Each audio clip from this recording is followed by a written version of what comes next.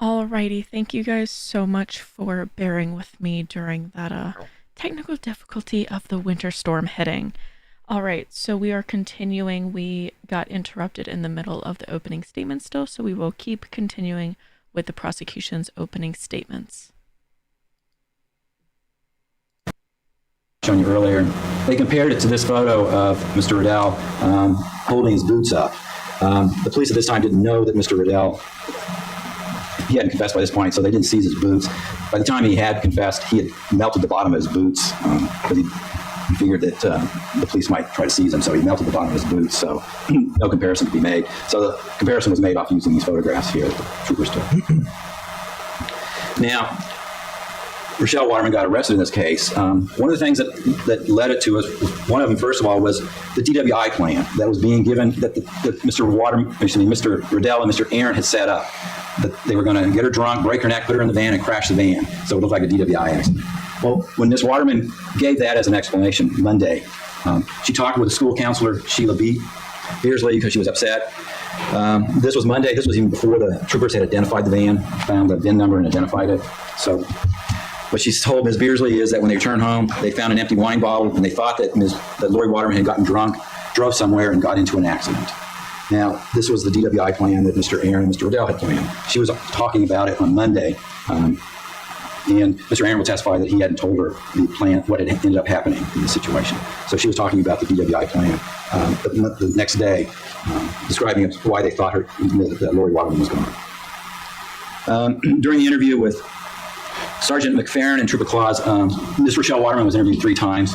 One was a brief interview on Monday. There was a 2-hour interview on Wednesday, and there was another 2-hour interview on Friday. On the interview during Wednesday, Rachelle gave a false alibi for Mr. Arrant.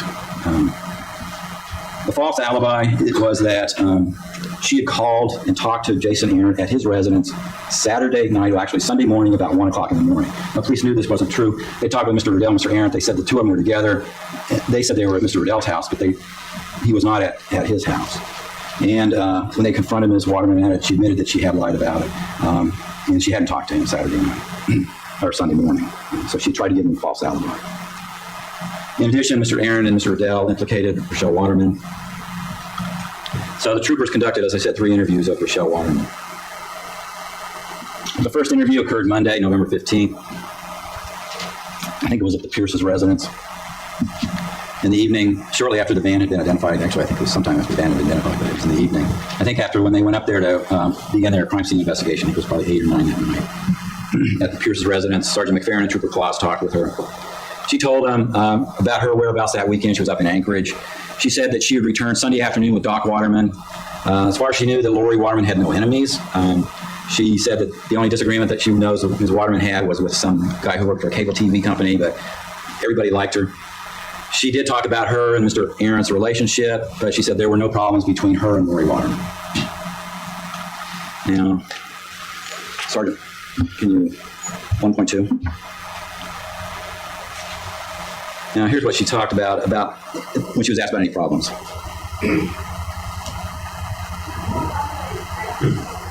Turn the volume up. I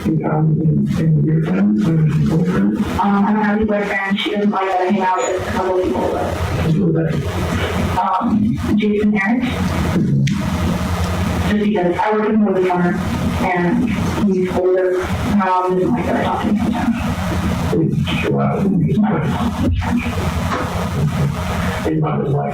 No, she just doesn't like the fact that I'm talking to an older man. Like, we chat online. Okay. So they didn't get very much out of this interview. There were any problems. She didn't know who might be involved in her mother's death. They did a second interview of Rachelle Waterman. It was on Wednesday, November 17th. It was in the evening. I think it was like from 7 at night to 9 in the morning. At the Craig Police Department, they actually went up to the Waterman residence. By that time, the police had been finished with it and had been returned to Doc Waterman. They went up there, contacted Doc Waterman, Rachelle Waterman, asked them if they could interview her. They were also going to, another trooper interview Doc Waterman. They said, sure. They asked if she could go to the police department. Sure. They went down to the police department and she was interviewed there. She agreed to go with them. Sergeant McFerrin and Trooper Claus conducted the interview this time. She told him a number of things. She talked about her and her relationship. She said originally during the interview, first part of the interview, they had a good relationship. It was really good. Then as the interview progressed, she then talked about, well, my mother did abuse me. She hit me and did other things. She talked about her computer usage. She talked about her and Mr. Arrant's relationship, that this did cause some friction between her and her mother. She talked about her whereabouts over the weekend. She was up in Anchorage and things of that nature. And as I told you, she gave a false alibi about it. Like I said, that she called Mr. Arrant Sunday morning about 1 a.m. at his home when they confronted her with Mr. Radel and Mr. Arrant's story about them being in Hollis. And they weren't anywhere. They weren't at his residence in Hawaii. She then admitted that she hadn't called him, basically recanting her alibi. Can you do 2.3? Here's one of her statements about not having any problems. 2.3.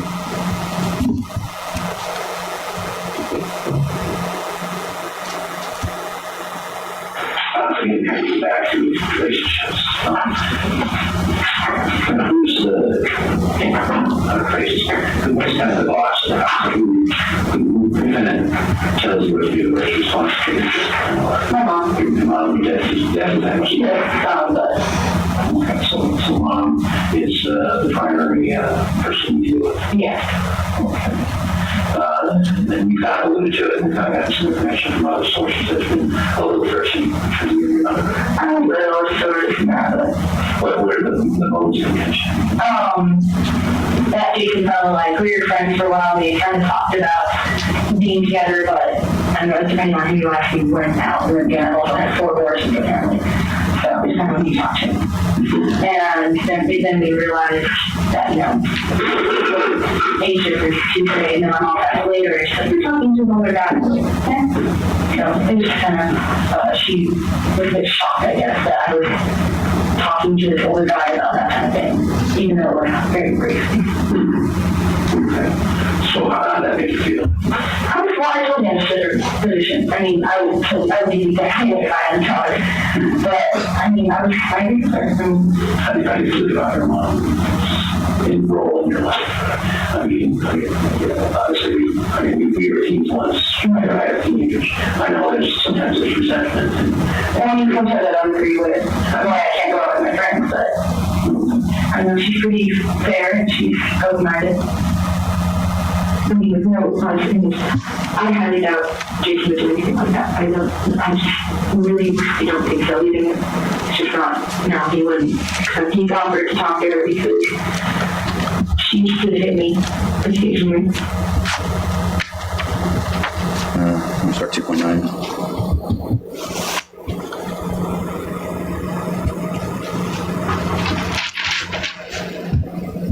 What happened?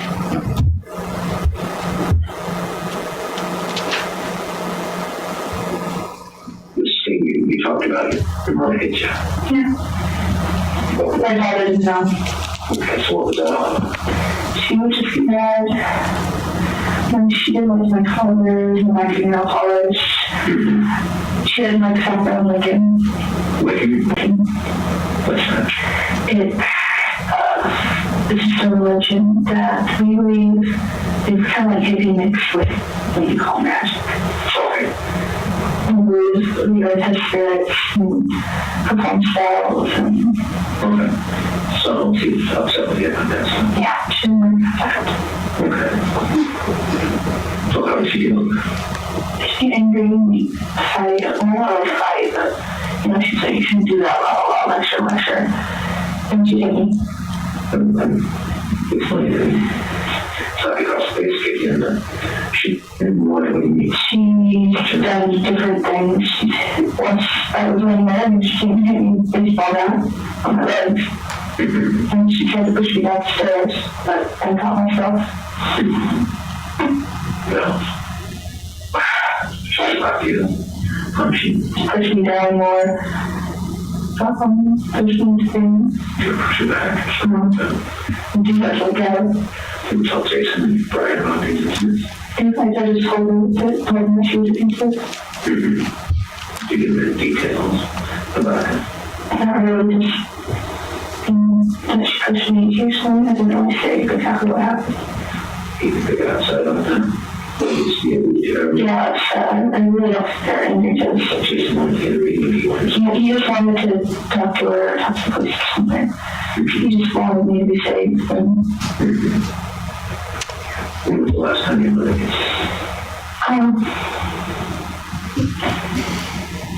A couple weeks ago, maybe. But it was nothing new. It wasn't like the worst she'd ever done. What's the worst you ever done? She came out here with a knife once.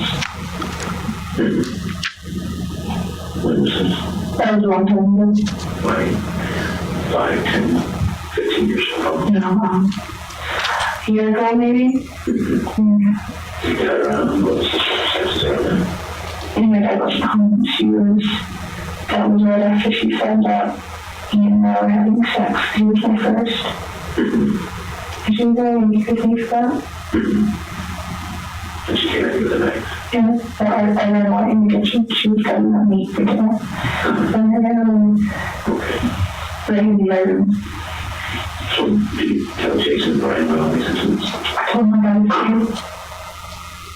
No, this is the false alibi that she gave to the police about Mr. Arrant. 2.5.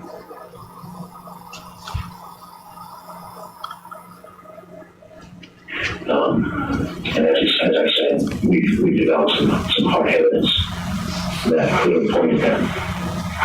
And we're trying to figure out, okay, what is the motivating factor here? What is driving these two to commit a murder? He couldn't pass because I called him. I did talk to somebody out of Anchorage. I called him. It's very close because it's probably 1 to the morning. I can sleep. What day? Saturday night. Saturday night? Saturday night, Sunday night? Well, yeah. Was it like morning to 1 or 2? I was really kind of bored. I could sleep. I didn't do that. Where'd you call it? I have. This is Jason. Yeah. And you there, you talked for how long? For the hour. I didn't have insurance. It was a lot of. So you was on the phone line? This would have been Just leave the house. hospital. Did you have a cell phone? What's the number there? 755. 755. 755. I don't have his phone number. 2522, I think. 755-2522. I think. What was it just in the conversation? I was volleyball going, first grade, new Halo 2 game. Just BSing for a while. Okay. So he was home at that time. Anybody else can verify that conversation with her? No, and what was around time to stay? No, I mean, I need to stay from Where were you seeing? the Marriott. Okay, and where now? Yeah, And where did you go?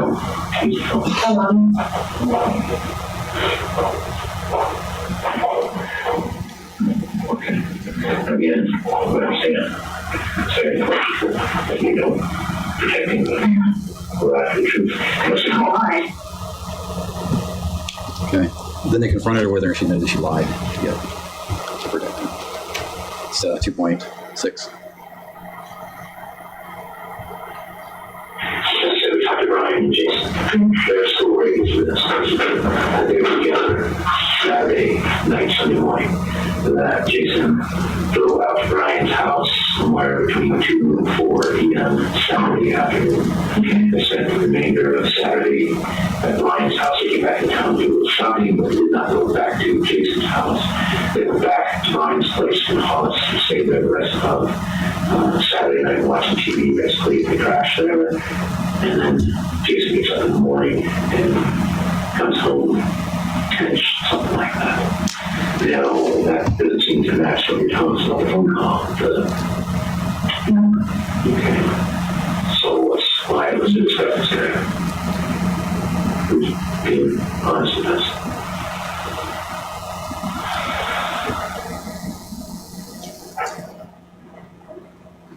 Did you call him? Okay. So we didn't talk to him on Saturday. Okay, why did you tell us that? Okay. The why is important than saying. Okay. I understand you said, so you didn't talk to him on Saturday. When was the last time you talked to him? Tuesday. Before you left? Yes. You never called him the whole trip? Okay. They conducted a third interview with Ms. Waterman on Friday, November 19th. In the evening, at the Craig Police Station, they went to the Waterman residence. Ms. Rachelle Waterman was there with, I believe it was one of the Pierces, one of the neighbors. And Ms. Doc Waterman wasn't there. They asked if she would come with them and talk to him. By this time, they had talked with both Mr. Arrant and Mr. Radel, who fully confessed and implicated her, so they talked to her about it. She said she agreed. She said, "Do you want to talk to your father about it?" He said, "No, I don't need to talk to my father about it." And she agreed to go to the police department. So they went down to the police department and they interviewed her a second time, or third time, excuse me. This time it was Sergeant McFerrin who interviewed her, and Sergeant Habib was the other person involved in the interview. Trooper Claus was with Jason Arrant, who was taking them around the different sites where all the crime in this case had happened. And as I said, Mr. Radel and Mr. Arrant this time had implicated her in this case. This time in the interview, she talked with them. As to her claim that Lauri Waterman abused her, she started out saying that her mother abused her. She told Mr. Arrant and Mr. Radel this. They had killed her to protect her.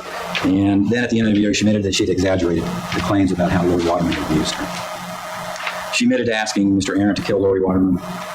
They had discussed several murder plans about how to kill Lauri Waterman. She said she had tried to call off the murder. And then she admitted that she hadn't called it off. And she was arrested after the third interview. Now, here's a few of the interview is 2 hours long, and here's a couple of minutes of it. Here's where she talks about asking Mr. Arrant to kill Lauri and about the plans. It's 3.6.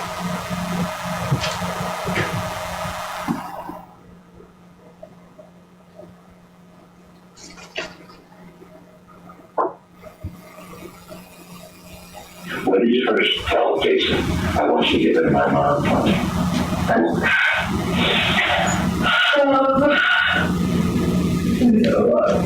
August sometime. 3 weeks away, and we just had sex with him. What's going on? We were kind of, let's call it coming to the end of the relationship, and we were kind of thinking, you know what, it's going to be worth it. Okay. So even though your relationship's on the skid, you still have to say, kill your mom, right? Is that how it works? Okay. Now, were you expecting Jason was going to handle this on his own, or he was going to suffer another guy from somebody else? You didn't know what was that? Okay. When was the first time he came to you? Oh, yeah. He didn't tell me about the boat trip thing. Okay. I did not know about that. Okay. And then I had just been calling him before the shooting thing, because he asked me to search for things about community drama. And he told me that was absolutely not. Okay. And then he said they've been talking about something like getting her in home. It was just kind of like, I don't know, you guys are supposed to not to kill us before. They were talking about it. And they said he might do this weekend. I was thinking about staying there, and then I called him and told him not to do it. And he said, just more. Where do you want? I want to be like it is probably get along now. 3.3.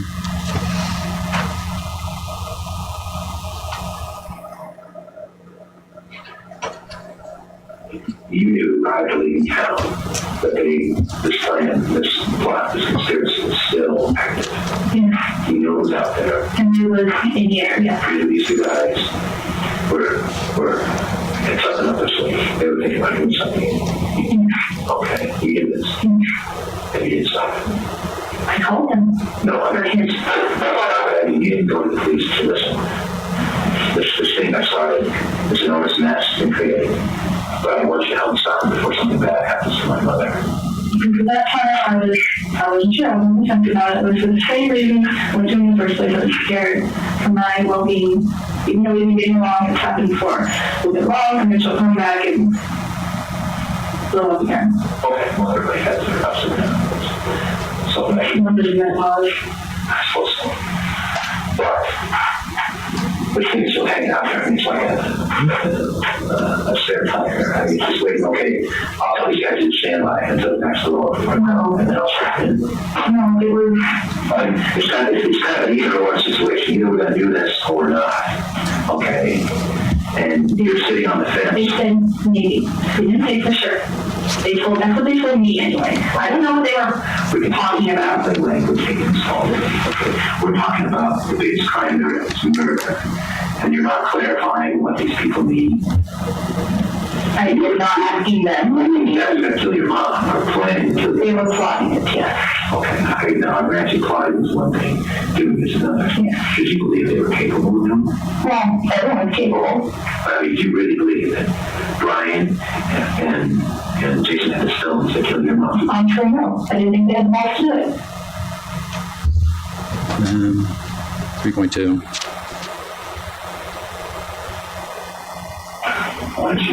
Sorry. The beginning was right. I communicated with them, our situation, and literally when the first thing they came to, it was the first time I was talking about being emancipated and different things like that, and I didn't think I could get emancipated because I didn't just like get that. Okay. It was that I was starting being trust murder, and because I didn't do a lot of talking and a lot of listening because I didn't listen. So, like I said, there was trust, and I said, well, yes, let's do it. And then, time passed, nothing happened, and I thought it was okay. Yeah, yes, let's do it. For which scenario? They had decided on that. So you just basically gave them green light for whatever they came up with No, I told them I wanted to know what was going on. before it happened? Yeah. Okay. And some time passed, and it's getting a little better, and I thought they'd come about it and start to say. Then another accident happened, and they started talking about it again. Just in general, I mean, I didn't know a certain plot or anything. Even this one scenario. No, I heard a couple of different ideas. I heard about the abduction one, which is the main one they talked about. That's about it. And then I figured out what happened. I told them about it, and nothing had been decided. I would have said to your mom. Yeah. I'm so sorry to interrupt you. I need some clarity. No, that's not what happened. Okay. And I had a whole conversation about it. And so what do you want me to do? I said, I but not a big bridge. All that. Said, what about our time? I said, I don't know. I'll talk to you later. So I guess we talked to Brian. When was this? That was what I was shooting. Okay. And then I was talking to him and said, he told me about that pretty much. The shooting plan? Yeah. Yeah. Okay. And like I said, my full time I was the greatest. I told him, the first one called out after he got to Brian time, he said, I don't know if I can. I said, please call it off. Okay. And then I thought it was nice. I was like, oh, okay, great. Then I said, okay, we're okay. And phases again. And then I came up to me, started talking about it again. This time I wasn't so sure.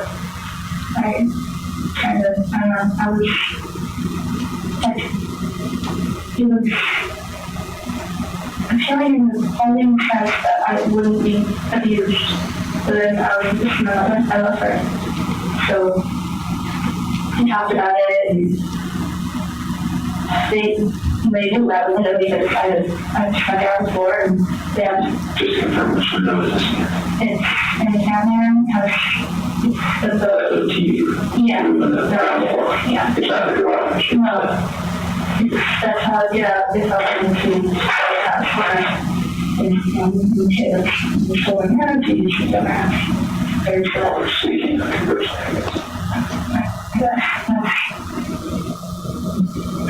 It's far on that floor, there's no screen, so I take it off. Well, they probably didn't know that before, it's just the conversation. They were second house before this. Yeah. Okay. Ever church here in that sex or anything? No. Okay. Okay, continue.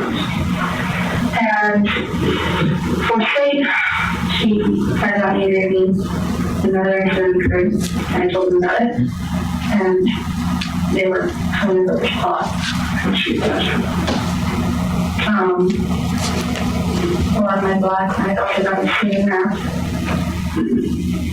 And normal stuff, you know, okay, they don't like black. all right. And so they just talked the conversation and yeah, and that's what we on this weekend. So we were going to do that, that's what it needs done. They were saying, so we were going to do something, this would be not some time. I'm kind of like, yeah, so. And well, that's when I didn't know if we were going to go state or not. So of course I only found out these whole weekend. After I found out I was going to state, I was really excited and I told them, yeah, I'm going to state. Our team made it. And I didn't really say anything about it. When it was before about the regionals. And before I left, they said we might do the plan season. And it'd be a good time, but Considerably good time. rather than it's like Brian and I leave out together, and I didn't talk to him. You're saying nobody had a face-to-face And I've been all right, so, again, that class is clear, it's one thing, okay? So Jason said that this would be a good weekend. and I was like, well, yeah, I thought it was I didn't know if he was there to move it for sure or not. I was just kind of like, I don't know, it was just bouncing out in my head.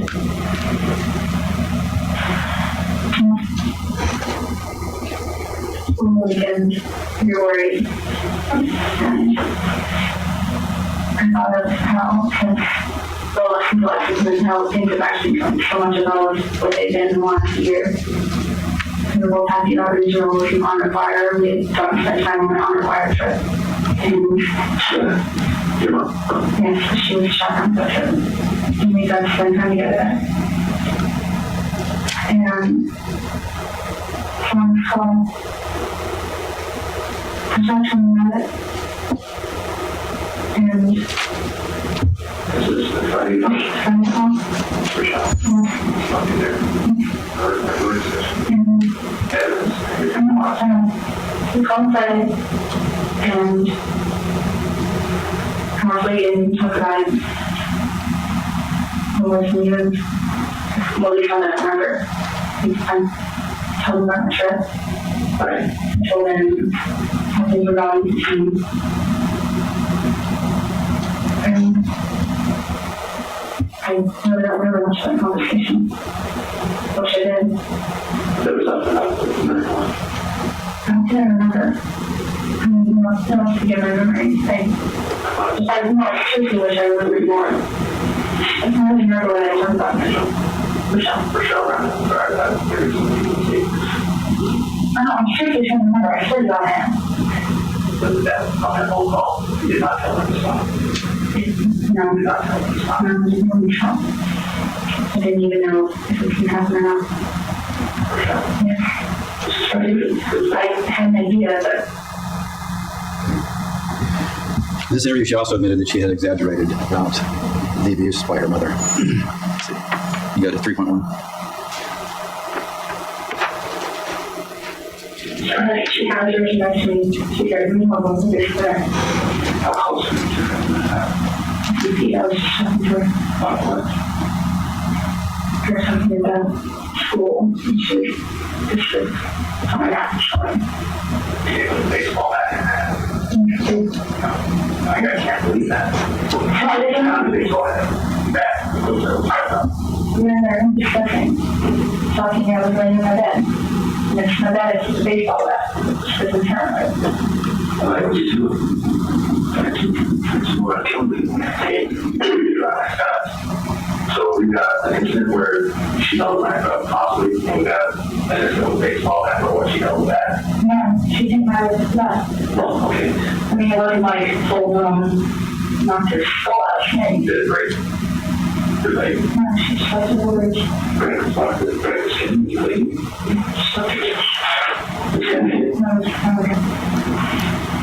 On about that you don't want to have problems. There's fights. Okay. I have problems with these involvements. And I have a problem with that in dealing with the others. so they might be something we can manage. Sometimes not. Okay. We have one parent in the house that we talk to. We have neighbors. We have a bunch of other people who care about us. We don't want them. Well, I can find it in people that I think that's what they're doing. So we didn't do this. Well, I was saying upstairs, she's trying to been friends, right on the house. Well, that's a little more than that discussion. I don't know that's here. I'm sure they get them for some But reason. you can understand something here, so, okay. Language is a tricky thing. Okay. If you're not clear about what happens, people can misunderstand, right? Yeah, it happens every day, we misunderstand one another. Language is a tricky thing. And it's very easy to exaggerate. It's very easy to embellish, where kind of someone on the stairs becomes thrown down the stairs. Okay? She wants to say something. She wants to shout. Oh, yeah. But you see what I'm saying? She didn't grab you by the vacuum hands and stuff here, vacuum money you up the stairs. Down the tunnel, right? You two of you are in the stairwell and there's an altercation and there's some pushing. No, really good. Well, it's self-respect. Okay, there's a push. Okay, big difference, right? Okay, but you see how if you're not clear about what happened, now somebody else could interpret that. Okay. You think you're saying push the stairs. Jason, his vision of that incident is, throw down or heave. Okay. All right. When you say you might not hit with that, okay, you know you're saying, well, happy with it. Yeah. He can, and Brian. Okay. You see how things get exaggerated and blown out of proportion if you're not careful. It's like you're doing now. Okay. So, like I said, I have documented there was discord between you and your mother and things like physical occasion, but she never threatened your life. She mentioned that she was. Okay, but did she ever threaten your life? Threatened? Yes. No. Did she ever cause an injury that would require hospitalization or medical treatment? No. Okay, she did not have any teeth. She didn't break any bones. She didn't break, basically. Okay. No, I got another 3 months for them. Okay. From probably around September until November, Rachelle Waterman and Mr. Arrant exchanged letters with each other. He would type a number of them and would then have them delivered to her. Either he delivered them or he had someone else deliver them. Usually don't deliver them because he went to school there. And he left copies on his computer because he printed them off his computer. And we've got copies of all of his letters that he wrote. It's like 10 letters that he wrote from September until November of 2004. In addition, Rachelle wrote some number of letters, and these were also recovered as well. And Mr. Wilburn admitted that he delivered some of them between the two of them. And Mr. Rand delivered as well some of them. They didn't come out and say they were planning on killing him. However, they did make some admissions. Example, what their plans were going to be after Lauri was gone, after her death. Here's one of the letters. I think it's in the one in the left corner. 9/24/04 is the date it was started to be typed. So it was typed beginning in September. This is by Mr. Arrant's letter. The typed ones are Mr. Arrant's letters. The handwritten ones I'll show you in a few minutes are Ms. Waterman's. This section, he talks about, I miss you so much, baby. It's going to be hard to wait a month if we have to, but Brian thinks we'll be able to move on the plan a lot sooner than that. I'm sure there'll be some cooling down time afterwards, since I'm betting your dad will go into protective mode on you. And I'm just guessing on this, I've always seen you as a kind of a pushover when it comes to him. He also just happens to be a pushover when it comes to your mom, so when she's out of the picture, it should be all good. No worries, baby. I know it's easy to say, and it doesn't make it any easier to stay away from you, but you'll be all right, I just know it. Or to quote the Princess Bride, this is true love, this happens every day. Soon it'll just be a memory, and we'll be together again no matter what I have to do. We'll be together the way I see it, even as hard as it is to be apart from you. It really is inevitable. I mean, I can't live without you, and I'm not exactly ready to be shuffled off this moral coil just yet. So that leaves only one option, like my logic. On this part of the letter, he says, and Brian and I were thinking of another thing.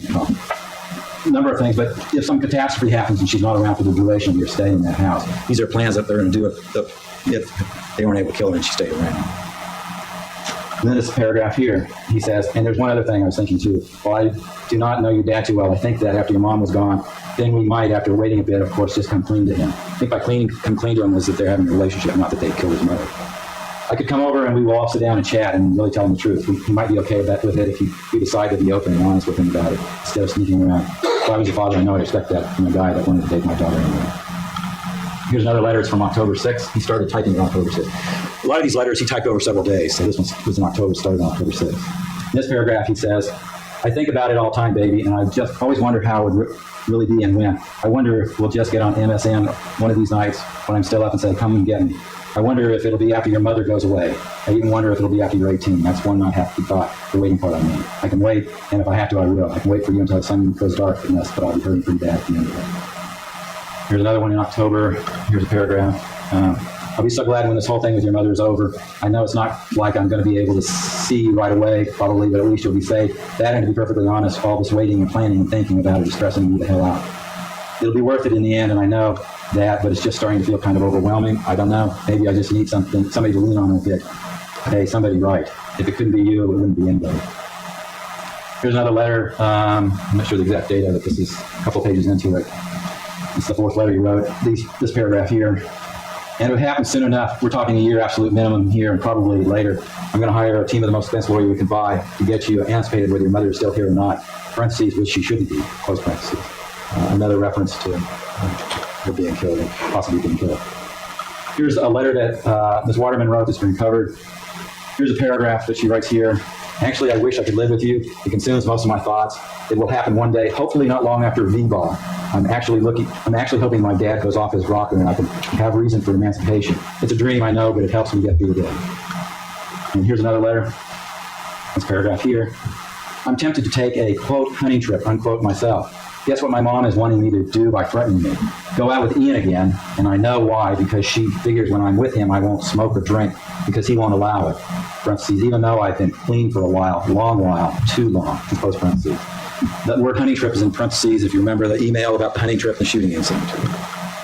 Right there.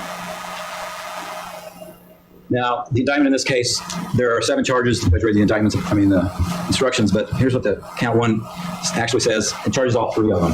That on or about June 2004, continuing through to November 4th, adding to Prince of Wales Island, First Judicial District, State of Alaska, defendants Brian Radel, Jason Arrant, and Rachelle Waterman, with intent to promote or facilitate a serious felony, that is, the murder of Lauri Waterman, did knowingly agree with one or more persons to engage in and cause performance of said serious felony, and one or more of the persons engaged in an overt act in further conspiracy. Murder in the first degree charges that on or about November 14, 2004, at or near Prince of Wales Island, First Judicial District, State of Alaska, Brian Radel, Jason Arrant, and Rachelle Waterman potentially caused the death of Lauri Waterman.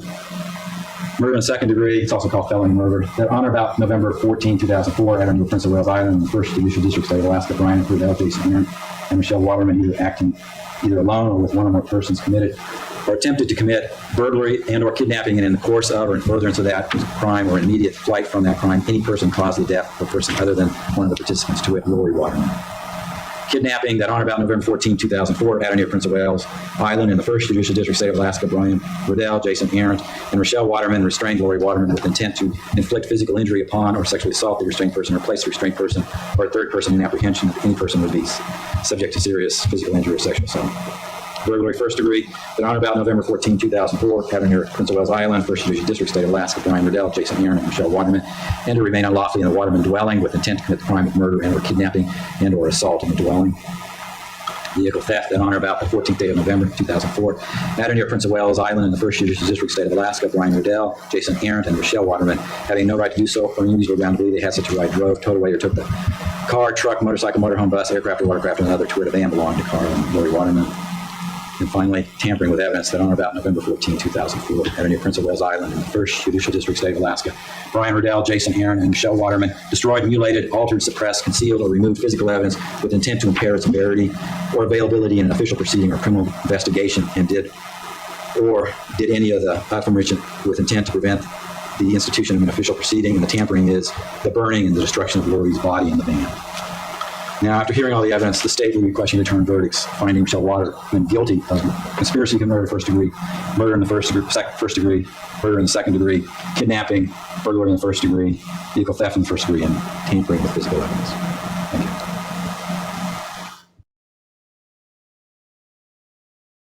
Alrighty, so that wraps up the prosecution's opening statements.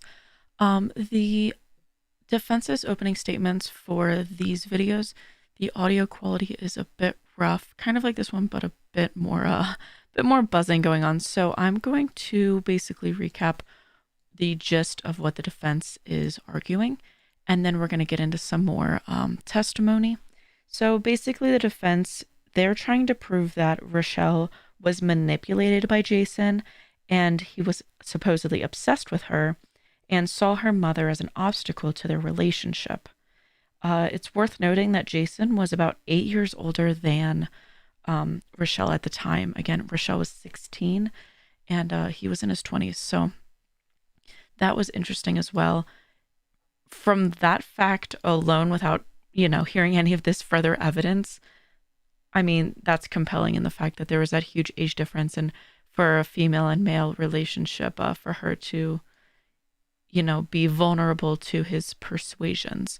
Not saying that that's the case. I haven't seen any of the evidence yet, but it'll be interesting throughout this trial, keeping that in mind as well. All right, so we're going to get into some testimony now, and this testimony, let me pause it. Okay, so this testimony is going to start with Lauri's friend, so the victim's friend, and then after that is going to be the guy that found the burned van and Lauri's body in it.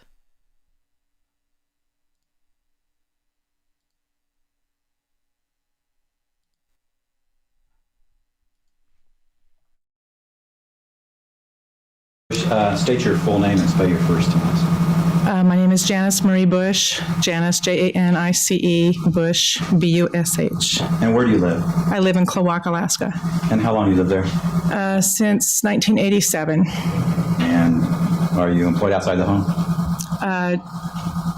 No, we have a contracting company, which is our home is our office. Okay. And what kind of contracting company is it? It's an excavation company, basically.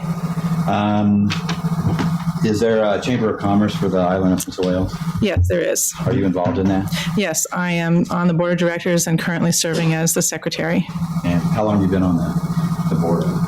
This is my third official year with it. Okay. And did you know Lauri Waterman? Yes, I did. And how'd you know her?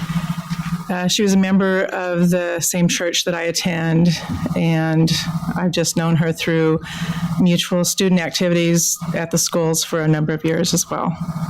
Had she been on the Chamber of Commerce board as well? I don't believe so, but she was a consistent volunteer when her husband was the president of the chamber. And when was that? He was, About how long ago was it? well, 5 or 6 years ago, I guess. I don't know. And there was a Chamber of Commerce dinner on Saturday night, November 13th of 2004. Yes, there was. Were you involved with that? Yes, I was coordinating that banquet. And what was your job as coordinator of the banquet? Everything.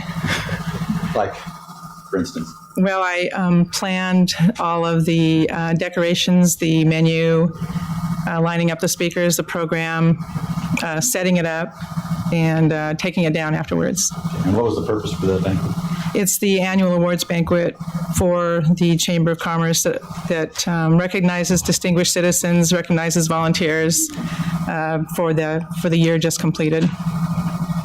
Was Lauri Waterman, did she have any involvement in that banquet? I got a call from Lauri about midweek, and she said that she had the weekend free, and did I need any help?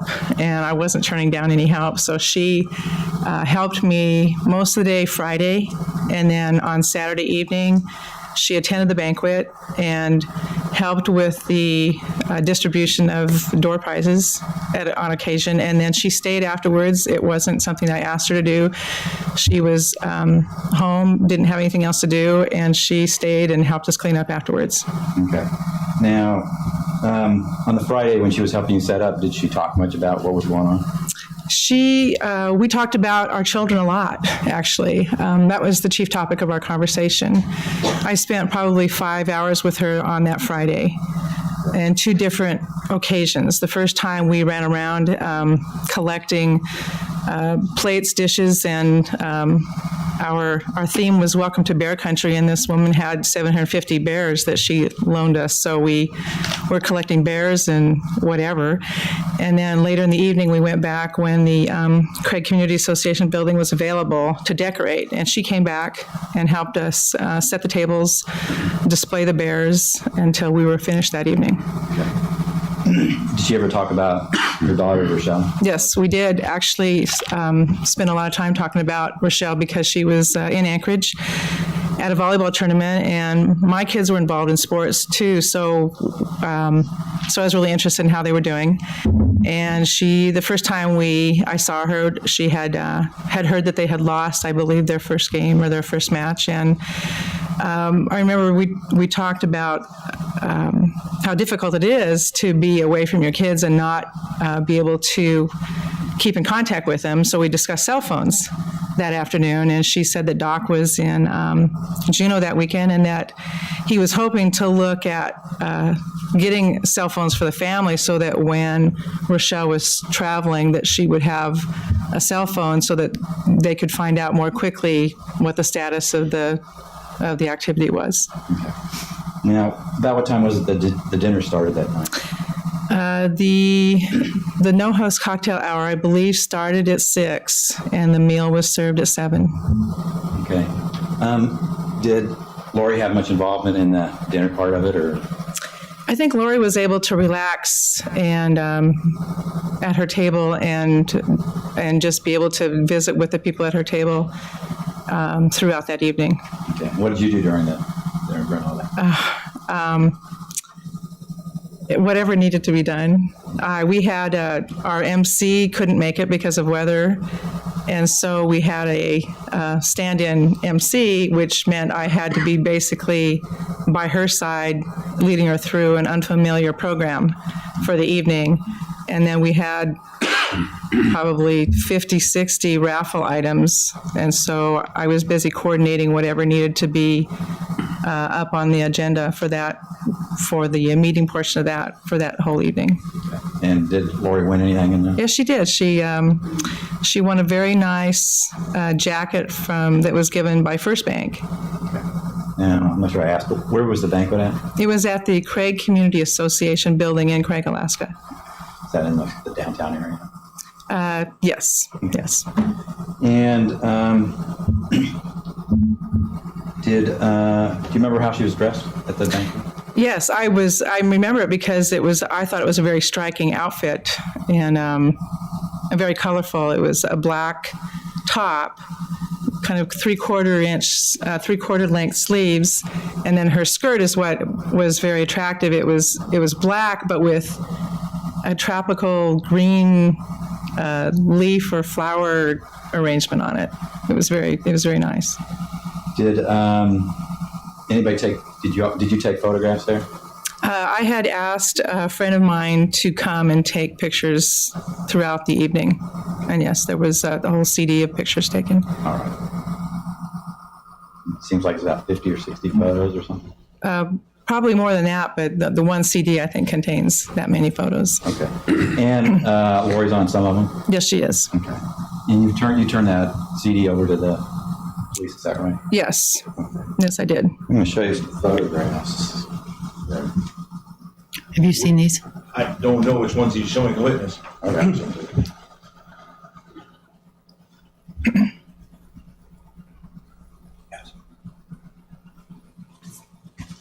There we go, Brian. Just a second. If you pick the photographs up, the first one on the back of the first one, does it say 74? Yes, it does. The lights are. Thank you. There we go. It's a dark photograph. Do you recognize this photograph? Yes, I do. And who is that? In the forefront there is Lauri in the black and the skirt that I described, speaking with Barb Moots, who is another friend from Craig, Alaska. And that's the outfit you described. Right? Yes, it is. And that's her. Yes. Now, the next photograph on the back of it, does it say 75? Yes, it does. It is 75. And do you see Ms. Waterman in that one? Yes, I do. She's looking at the computer screen with her back toward us. Next one should be 76. Does it say? Yes, it is. 76. And is Ms. Waterman in this photo too? Yeah, she's sitting at the corner of the table next to Janice Lund, and then the other side of the table, Bill Altman. Where the photograph is, where the circle up there on the screen is. That Yes, that's Lauri. Finally set. Let me go back. Look at the last photograph. No, not the last one. Okay. The last one in your hand. Yes. Back of it, you say 2077. Yes, it says 77. And what is that? That's a picture of me giving Lauri the green First Bank jacket that she won in the raffle drawing. Thank you. I move to admit these photographs from exhibits 74, 75, 76, 77. Any objection? No, Your Honor. Exhibit 74 through 77 are admitted. We can turn the lights back on. Now, how long did the banquet last for? We finished up probably about 9 o'clock, between 9 o'clock and 9:15. Did anybody stick around after that? There was everybody helped take down tables and put chairs back, and there was about six of us that stayed until everything was done and everything was gathered at the door to be picked up the next day, and all went outside together and spoke to each other until we were ready to go. And was Lauri one of them? Yes, Lauri was one of the final ones out with us. And you too? Yes. And how long do you think you stood outside there talking? Well, we were probably only outside for 5-10 minutes. We finished cleaning up, I would say, sometime after 9:30, and it was between 9:45 and 10 o'clock when we all left that night and turned out the lights. Did you see Lauri leave? Yes, the last thing she did was to ask if she could help us the next day take all the stuff back to where it had to go, and I told her that we were meeting there at 8 o'clock the next morning to pick up the plates and the bears, and that we could probably finish it ourselves, the few of us that were on the chamber board that were there. And but I said, I'll see you at church tomorrow. Or I asked her if she was going to church. She said, yeah. And I said, well, I'll see you there and let you know if we have to go back and finish up after church. Okay. And did you see her leave? Yes. How did she leave? Her car was there. She left with her car. Was that the purple minivan? Yes. And the next day, did you go to church? Yes, I did. And did you see Lauri? No, Lauri wasn't there. So the last time you saw Lauri was as you drove away. Yes. Yes. That's all the questions I have. Ms. Bush. Any cross-examination? I do, just a few. Ms. Bush, you talked about seeing her at church the next day. That was the Catholic church there in Craig, wasn't it? In Cloac. I'm sorry, in Cloac. Yes. And how long had Ms. Waterman been going there? As long as she lived there in the island. I don't know how long. I don't know when the Watermans came, if they were there before I was or not. I don't know. Lauri wasn't a regular attendee. Okay. But she had been going for some time. Yes, she was. We were working on some fundraisers together, actually, for World Youth Day. So I had seen her actually on numerous occasions outside of church working on fundraisers. Is World Youth Aid a Catholic fundraiser, or is it just something not associated with the church? World Youth Day is it happens every 2 or 3 years. It's an international gathering of youth from around the world. And Lauri was working on our fundraisers and to enable Rachelle to go on that trip Where was that going to be? in Germany. All right, when was that trip going to be? It happened last August. In August of 2005. Yes. All right. So Ms. Waterman wanted her daughter, Rachelle, to go on that trip. Yes. Do you know if Rachelle wanted to go? Rachelle was working on some of the fundraisers with us, yes. All right. You said earlier that you had been talking with Ms. Waterman about the volleyball tournament and all the Friday before the banquet. Yes. And you said that you had heard, or that Ms. Waterman had heard that the Craig team had lost. She, I believe, indicated to me that they had, she told me the results of the game. I think that they had one on Thursday night, and she heard sometime that day that they had not, that they had lost the first game. And so she had heard that from Rachelle, right? I don't recall if she had heard it from Rachelle or if she had heard it from someone else. I don't know. Okay. Thank you. No further questions, Your Honor. Anything further? No, ma'am. Thank you very much, ma'am, and watch those 2 steps. Thank you. My name is Scott E. McDonald, SCOTT, capital MC, capital DONALD, And where do you live?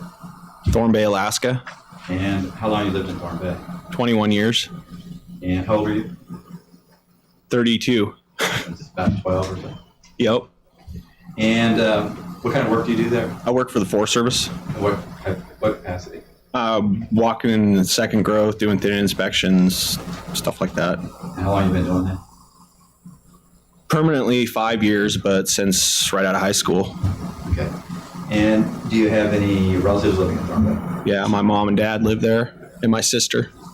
Does your mom do, what kind of work does she do there? Forest Service. And what kind of work? What? She's basically the business management supervisor. Okay. Is she involved in like emergency response? No. Okay. Now, are you familiar with U.S. Forest Service Road 3012? Yep. 3012. And how do you know that? I deer hunt up there. I work up there. It's right outside of Thorn Bay. Okay. How often do you go up there? How many times do you do that? I've been up there a lot of times, a few times a year for sure. Okay. Is that area very widely used Yeah. by you? There's a lot of logging going on up there, deer hunting, firewood cutting, things like that. Okay. And on Sunday morning, November 14th, were you in that area? Oh, sure was. And when did you get there? It was probably 8 or 9 in the morning when I went out. So it was 10 maybe when I was up in there. Okay. How did you get there? I drove my truck And how far on the road, that Forest Service road did you go? all the way to the end. Is there a number of branches off of it? Yep. Okay. Which end did you go onto? Isn't the one involved in this case? Oh, yeah. Yep. Okay. So that's the reason you were up in that area? Deer hunting, yeah. But I mean, is that the reason you drove up in that area? Yeah. Okay. And could you describe the general area, what it looks like? Just basically a big open clear cut at the end of the road. It's maybe a 5 or 10-year-old clear cut, so it's real open. You can see a long ways. Are there any trees in the area? Oh, yeah. Lots of trees. Are they tall or short? The ones there where the clear cut are short, but the old growth's tall, of course. Okay. Did you see anybody else up in that particular I area? saw a few other vehicles, but nobody I knew. And did you see anything unusual? Yeah. What did you see? I saw a burning van up the top of the. I was at the road switchbacks through the clear cut, and I was at the bottom, and you could see it smoking up there on the top. So did you go up to the area? So I drove up there, yeah, to see what was going on, what was the deal. And when you got up to the area, what did you do when you got up there? Well, I looked at the van, and I couldn't really see anything about it. So I just grabbed my binoculars real quick. It wasn't really far enough away to use binoculars, but just looked at it real quick, and I saw what looked like bones in the back seat to me. So I went down there and looked in, and sure enough, it was. Now, you said it was smoking when you went by? Yeah, just, it was more, I think, the wood underneath the van still burning than the van. Okay. So there wasn't any fire, so Did you see any fire at all, or was it Just smoke. How much smoke was there? Not very much, like less than you'd see coming out of a chimney, really. It was you could see it from a ways because of the color of it, but it wasn't a whole heck of a lot of smoke. Okay. So you looked through the binoculars, you saw what appeared to be bones, and so you went down. What happened when you went down? Just looked in the van and saw the bones there in the back seat on the floorboards. Okay. Show you a couple of photographs.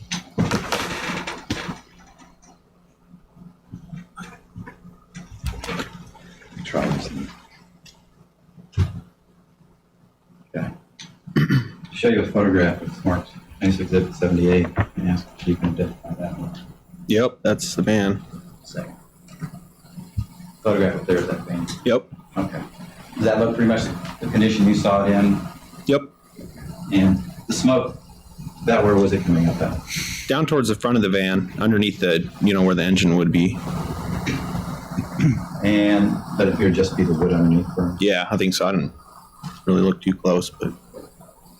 Let me show you what's marked. Just a second.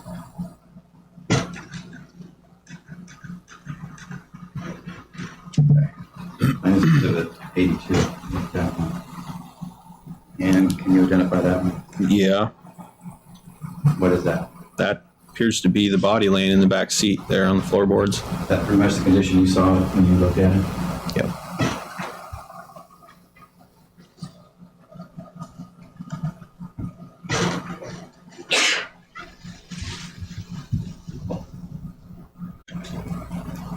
Drove down the road to where my cell phone worked, called my mom on the cell phone and told her what was, what's going on. And Why'd you call your mother? because mom, I know, just, it seemed like appropriate thing to do. I guess, I knew she'd be a good contact, I guess. She could get a hold of people that could be out there. I mean, I had a cell phone too, but. And so after you talked with her, what did you do? Drove out to the, where the 3012, I think you said it was, meets the main paved road and waited for the troopers to show up. Okay. And who told you to do that? Well, actually, I think I might have called my mom back again, and after she'd spoken to the troopers, and then went out there to meet them because that's where they said to meet them. Okay. And who did you meet? Do you remember? No. Just a couple of troopers? Yeah, there was one just showed up first, and then a second rig showed up, and then we went out up the road. And did you show them where the site was? Yeah. And what did you do then when you got up there? Basically, I showed them that. I stood on the road, and they looked around and did whatever they had to do, and asked me a few questions and stuff about when I got up there and stuff like that. And see anything else? Okay. And what was the time you'd estimate that you found the van? I don't really recall. It must have been midday is what I'm thinking. Noon.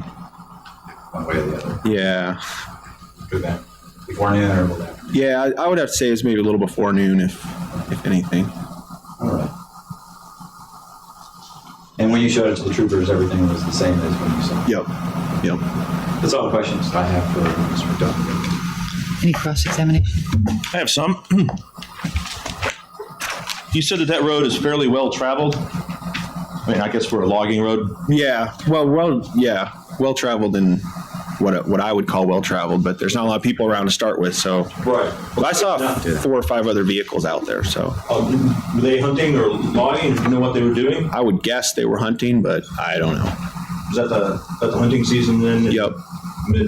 Mid-November? Yep. Prime of the hunting season. Okay. How were there any other vehicles that had gone all the way to that end that you had gone down?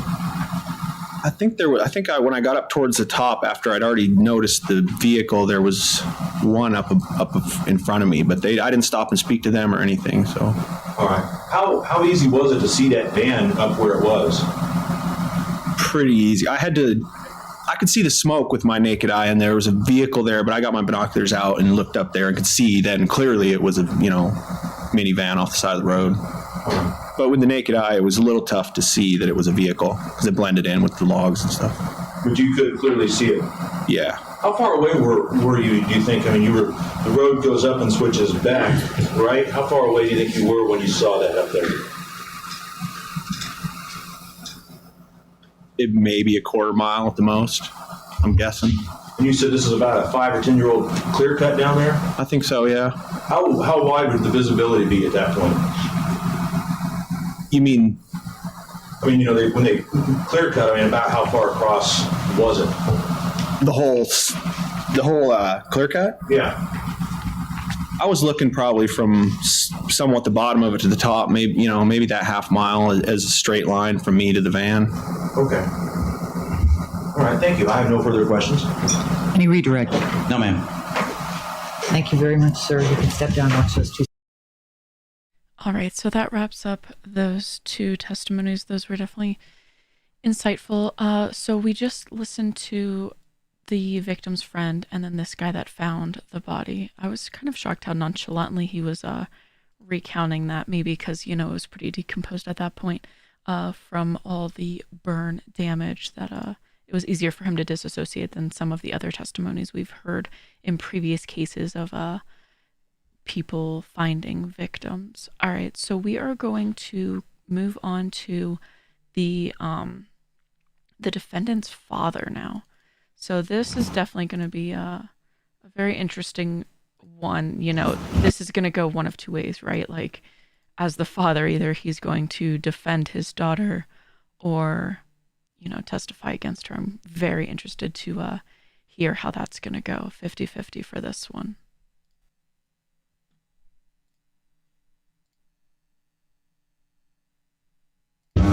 State your full name and spell your first and last name. Carl Allen Waterman, CarlWaterman.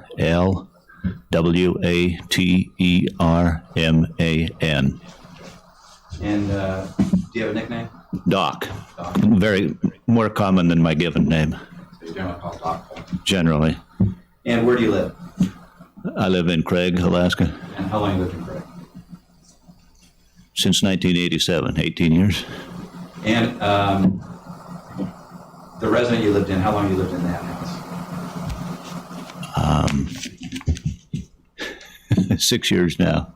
What's the address for it? 604 Ocean View Drive. And prior to living there, did you live on the same street? I live directly across the street in 603 Ocean View. Okay. Now, the house, could you describe what the house is like? It's plain vanilla frame construction. It has a two-car garage with a shop downstairs, a family room, a very small guest room, and a bathroom. The main floor has 2 bedrooms, living room, dining room, and kitchen.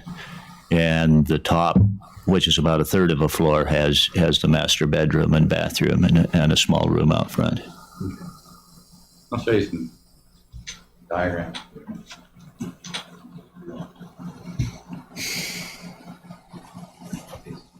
Okay. Not sure if you've seen these before, but I'll ask if you've done it. One is Exhibit 60. Mm-hmm. Do you recognize that? Yeah, that appears to be a blow-up of the floor plan that we built the house from. Okay. And I think you provided the basic floor plan, but not these. That's correct. Okay.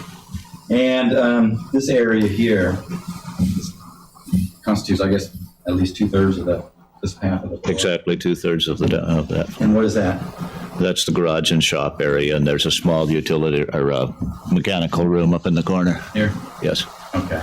Is there a back door in this area? Yes, there's a man door entrance right next to that.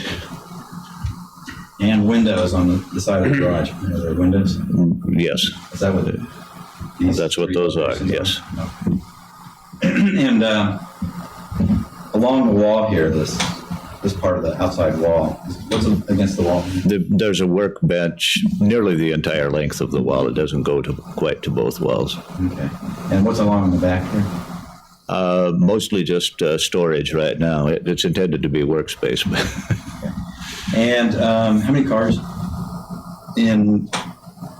before all this happened in November, how many cars do you have? We had 3 cars total. Okay. And which car does your wife usually drive? The Plymouth minivan And where does she usually park it? in the area Marked here? marked by the yellow, yes. Okay. And was any other car parked on the other side here? Or did you? I imagine that there was a GMC crew cab, small pickup, Sonoma, Do you parked usually in park that it in side. here? Normally, yes. Okay. Now, do you have garage door openers on the garages? Both doors have openers. And they were working? Yes. Now, this door here, what is this to? That's access to the living area from the garage. Anything unusual about the door? Well, it has a pet door in it. Okay. Do you have a pet? Or did you have? We have a cat. Okay. And does that cat use that then? Yes. Now, on this the other third, what's this section up here, most of this section up here? That's what we call the family room. Okay, what'd you have in there? TV and a sofa and some beanbag chairs and a small card table. Okay, and then is this a bathroom here? Yes. And then what's this room here? That's a guest room. You have a bed in it? There's a twin bunks, stacked bunks. Did any of your children live in there? No, nobody from the family used it. It was primarily, we housed volleyball teams and basketball teams and baseball teams, and a lot of people connected. It was used as a guest room. Okay. And then this is the stairs from the ground floor up? That's correct. Now, the front door, does it come in at the ground level or is it up elevated? The garage doors are at ground level, and the man door in the garage, and then there are steps up to the main entry to the house, which is like a split entry. Okay, so you're at a landing halfway up. The landing is half a floor up and half a floor down. Now, you say there's a door in the back here. Is the whole house level with the ground in the back part? The ground floor, it's kind of a daylight basement. There's a 4-foot poured concrete wall around the back sides, and the ground level is about near the top of that concrete wall. Okay, so it comes out about 4 feet on this back side here. Yeah, it's from this entry all the way around the back and nearly to the front on the north side. Okay. But you have a door here to go out in the back? That's correct. How do you get into, is it the wall further back in? There's a small entryway over that and a poured recessed area there. All right. Now, these windows here in the garage, do you usually keep them locked? No.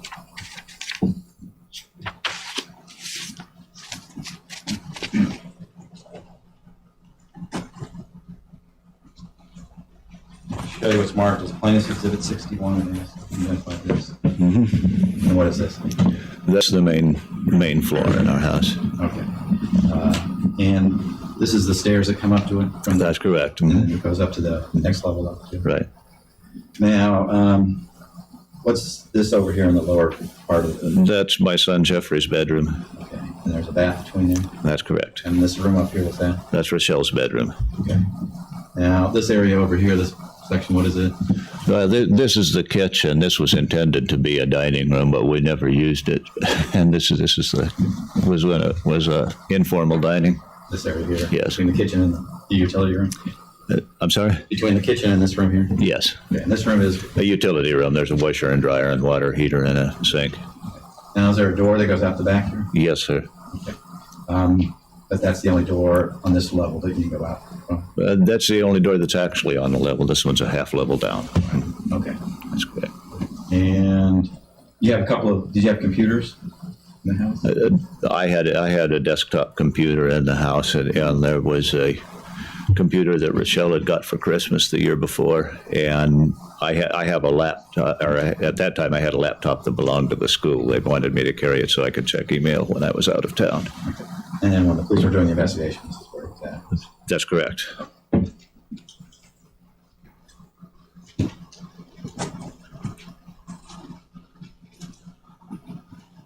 Okay, now, Plaintiff's Exhibit 62, can you identify this? That's the top level of our house.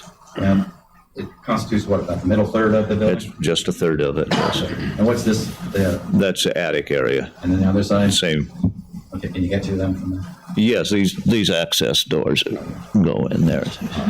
But otherwise, the only way to get to this level is through the stairs. That's correct. Okay. And is this the stairs up? Yes. All right. And is this just an entry area? Yes. Okay. And where's the bedroom at? This is the master bedroom. And what's this area here? This is Lauri's closet, and that's my closet. And what is this area here? That's a bathroom. What's this area in here? Oh, we usually called it a sitting room, although Lauri had an exercise machine out there. Okay. The word hot tub is in. Oh, well, when we planned it, we put double joists in this area so that at some time in the future we could put a hot tub in there. Okay, but there wasn't one in there. There is no hot tub there. It's just an As a matter of fact, we changed our mind. Is there any wall in this area here? No, Okay, so it's just open this whole area. that's correct. Is there a door from the master bedroom into the bath area? Yes, it's a pocket door. It slides in. Yes. Okay. On And the what's oth- this on area? the other side. That's a doorway. Okay, goes in this way. Yes. Is it usually kept shut? I'm sorry? Is this door usually kept shut? When Lauri was sleeping there, she liked both doors to the bedroom closed.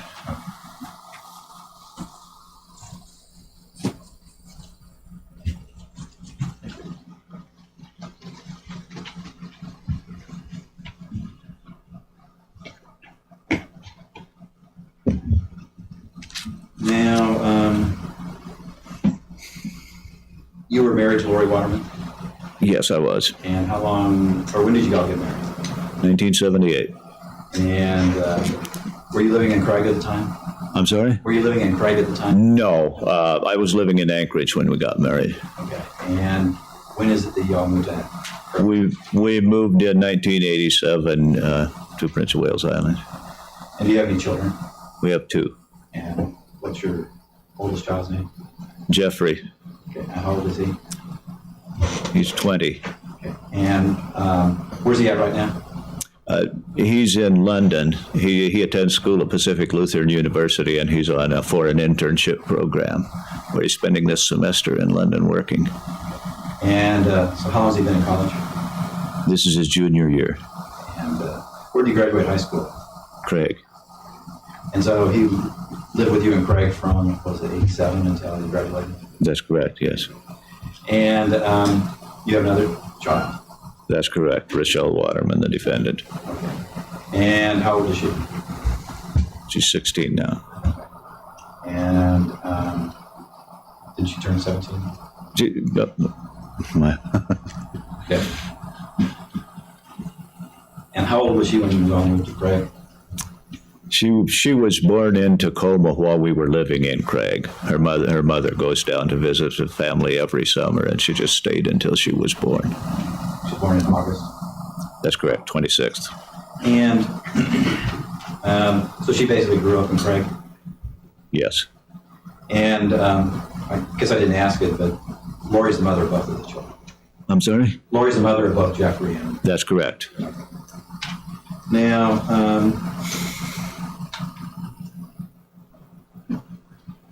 how was, as Rachelle was growing up, how did she and Lauri get along? I think quite well.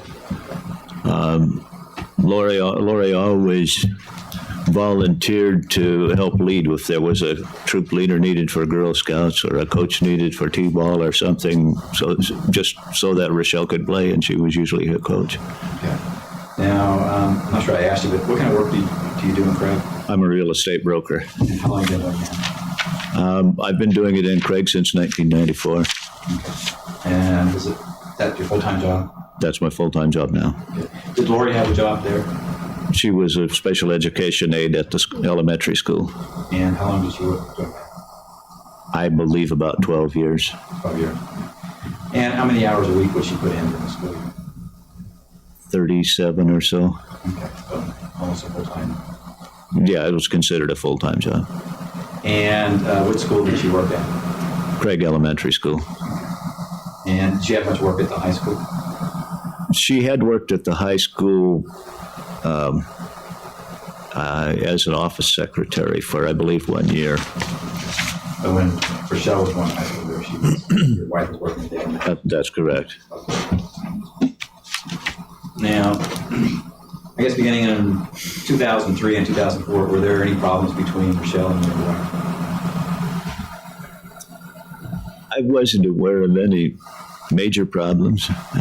Matter of fact, not a whole lot of friction, even generally. Were you aware of an individual named Jason Arrant? Yes. And how was there any problems involving Rachelle and Jason that you were aware of? In 2004, yes. Before all of this occurred? I'm sorry? Before your wife's death, you were aware of some problems? Yes. And what did you know was going on? Lauri was very concerned that Rachelle was dating, first of all, a much older man, and secondly, she was concerned that Jason might not have much of a goal in life, and she was very concerned that her daughter would become involved to the point of marrying somebody who would not help her realize her potential. Okay. And I get Lauri talked to you about this? Yes. How many times do you think she talked to you? Oh, at least a half a dozen. And did you talk with Rachelle about it, or did you just leave it up to Lauri to do that? I don't recall. Generally speaking, the day-to-day things with the children Lauri dealt with, and if she wanted a heavy hitter, she asked me to come in. I was usually the one, I was the one who would ground her, or that sort of thing. And I don't recall whether we talked jointly with Rachelle. I know later on we did. The incident when Rachelle snuck out of the house, we sat down in the middle of the night and had a long conversation. When was it that she snuck out? I don't recall. I believe it's in my interview note, the interview that I gave the investigators. Was it before that school year? Beginning of September? I don't believe so. I think it was after school started both times. There were two incidents. So she snuck out twice? Yes, that's correct. How far apart were the two incidences? I don't recall. I think the second incident was probably about 2 or 3 weeks after her first grounding was complete. After the first grounding? Yeah, right. Okay. How did you find out she snuck out? The first time Lauri got up in the middle of the night for, I don't know whatever reason, maybe to let the cat out, but she looked in Rachelle's bedroom and she wasn't there. So she woke me up and we just waited till she came home. Do you remember about what time it was that you woke up? Exactly. I think it probably was around midnight or a little bit after. How long did y'all wait till she showed up? I think she got home about 2:30 or 3. And did you determine how she had gotten out? She had gotten out through a window in the family room on the south side of the house. How did you figure that out? I'm sorry? How did y'all figure that out? Lauri had noticed some leaves and grass on the windowsill. And so that was her first suspicion, and we went down there, and sure enough. Okay. Did Rachelle ever tell you how she'd gotten out? I believe she confessed. She was confronted with hard evidence, and I don't. Okay. She admitted she snuck out. I'm sorry? She admitted sneaking out both times. Then. She admitted that she snuck out both times. We caught her coming back in both times. She couldn't escape it. Okay. And so what did you all do as discipline for the two incidents? And I don't recall the length of time. The first time, I believe she was grounded for 2 weeks, and the second time for a month. Okay. Now, when you disciplined Rachelle, what would you generally use for discipline during her 2003, 2004? It would usually be a restriction of some sort on her activities. What type of restrictions? She would be grounded completely, or she would be grounded except for certain things. Would she have Would you allow her access to the computer or friends over or telephone or anything? Usually, yes, but there was one time that I told her she would stay off the computers for a week. Did you ever use physical discipline, like spanking her? I don't recall any physical discipline. I may have paddled her when she was quite young. I don't think that's very effective as they age. I was just talking about 2003, 2004. No. Now, when your wife, Lauri, would discipline her, in that period of 2003, 2004, how would she discipline her? The minor discipline, sometimes she'd tell me, and sometimes it was the same thing. Sometimes it was a restriction or something of that nature. That would be the typical punishment for either one of us. But we didn't always discuss minor discipline. Okay. What about major discipline? Major discipline, she would come to me and ask me to be the enforcer. Okay, that's when you put the restrictions on. I'm sorry? That was when you would put the restrictions on her? That's correct. Okay. Did you ever see her during that period of time, 2003, 2004, did you ever see her physically hit or strike Rachelle? No. Did Rachelle ever say anything to you during that time, 2003, 2004, that hit her or threatened her? No. Did anybody else tell you that? No. Did you see any injuries on Rachelle that you fear they might have been caused by someone hitting her? She was a very active girl, and not only in volleyball, but she'd play football with the boys down at the ballpark on the weekend. She had bruises nearly constantly. Did she ever say that they didn't come from anything other than athletics? No.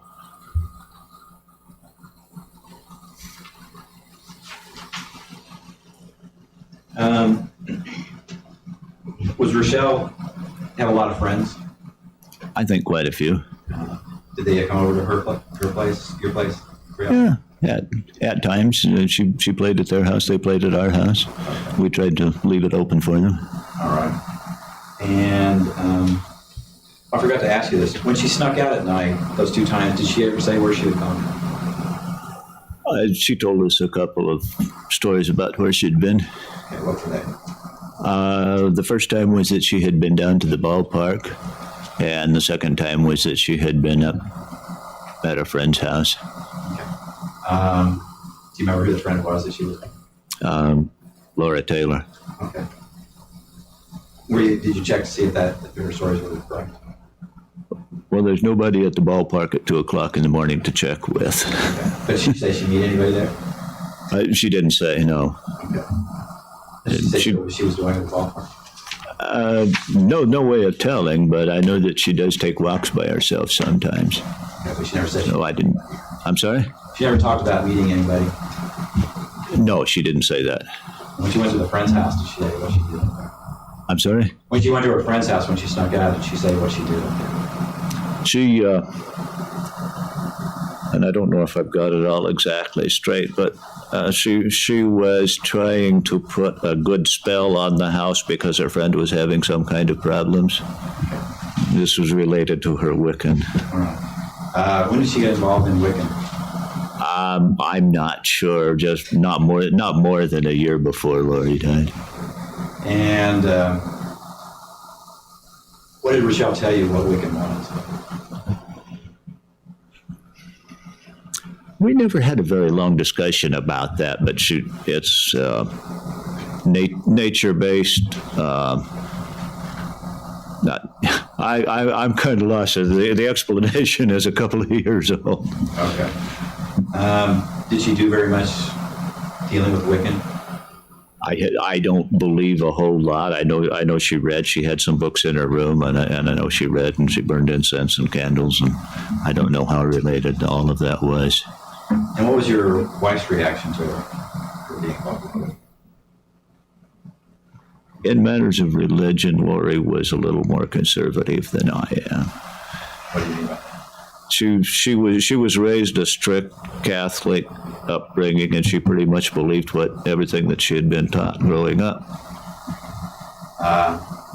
So was there some friction between Rachelle and Lauri about this? I know that that Lauri talked to Rachelle about it. I don't know how much friction. I didn't have the impression that there was a great deal of friction over it. It was more of a counseling, was my impression. Did Rachelle's appearance change during that time? Did she get involved in wearing a lot of black makeup? I don't know if it was related to the Wiccan thing, but during approximately the same period, yeah, she painted her nails black. She had a preference for black clothes. She wore a collar sometimes with studs on it.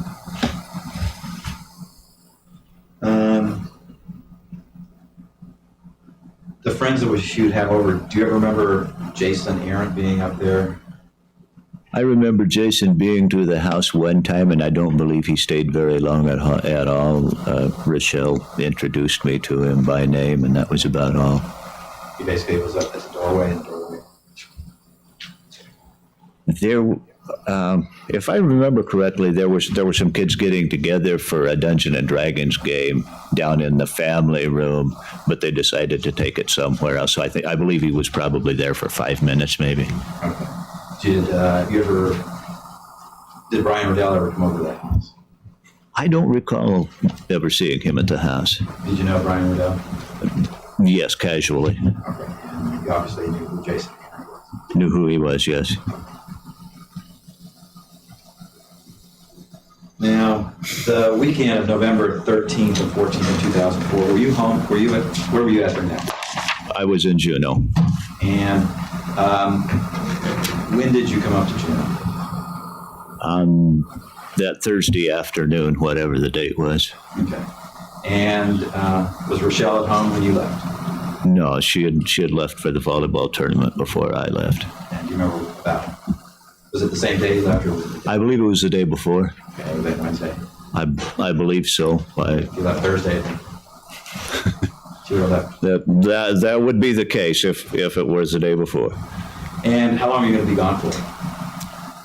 I was coming back on Sunday. And do you know when Rachelle was supposed to come back? On Sunday also. Did you arrange it so that you get on the same flight as she was on? No, that was just happenstance. Okay. Now, what was the reason for coming up to Juneau? I'm on the board of directors for Tongass Alaska Girl Scout Council. Okay. How long have you been on? That was 5 years now, I believe. Okay. Yeah. So was this a regular meeting? This was the annual meeting. Okay. So it had been planned a long time in advance. That's correct. And did you know that you were going to be leaving on that Thursday, or did you make those plans? I made my travel arrangements 2 or 3 weeks ahead of time. Okay. And when you made your travel arrangements, 2 or 3 weeks ahead of time, did you know that Rachelle was going to be gone in that time? No, I didn't. And when did you find that out? The weekend before, when they placed second at regionals. Okay. And placing second at regional, what did that mean? In Region 5, the first 2 places in the regional tournament are forwarded to state tournament. And was Rachelle on the team? Yes, she was. What kind of sport? What kind of team was it? I'm sorry? What kind of team was it? What kind of sport? Volleyball. Volleyball. How long has she been playing volleyball? She played all through middle school, and I think they have some grade school, but I don't recall how many they have. That's it. Okay, so she played in high school. Yes. Was she involved in other activities at the high school during that 2003-2004 period of time? In the fall of 2004 is in the 04-05 school year. I'm just talking about yours. But in 03 in the spring she was in softball, and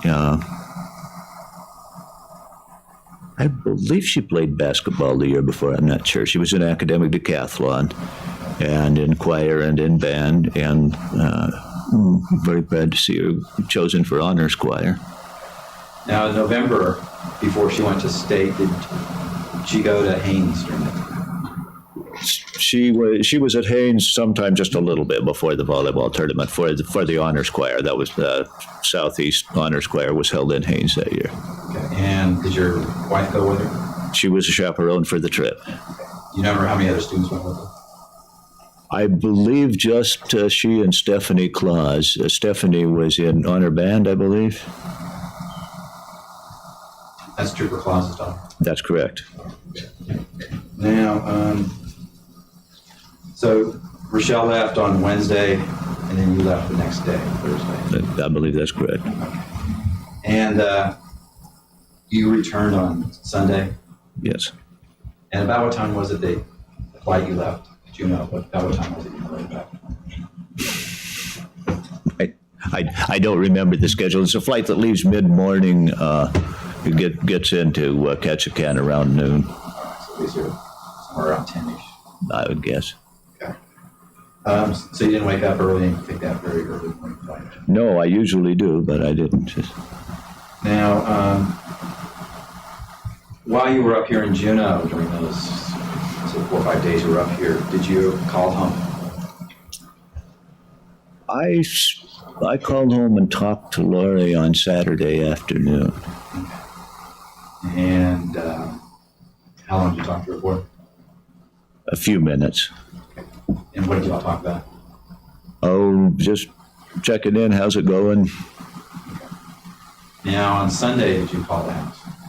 I tried to call the house several times on Sunday. And what do you remember approximately the time you tried calling? The first time I called when we were boarding the airplane and before it took off, I called to let her know that I was on my way, and then I called again while we were on the ground in Sitka, and then after I landed at Ketchikan. Did you get any? Did she answer? No answer. Do you have an answer machine? Yes. Did the answer machine answer? Yes. Did you leave any messages? I left messages. I don't recall if I left messages all 3 times. That's kind of superfluous after the first time, but I think I left at least 2. All right. Now, when you got on the plane in Juneau here, was Rachelle on the plane? Rachelle was on the plane from Anchorage when I got on in Juneau. And then you took the plane to Ketchikan? That's correct. Now, when you got to Ketchikan, what did you all do there? From Ketchikan, we went over on float planes to Hollis. I had left my truck in Hollis.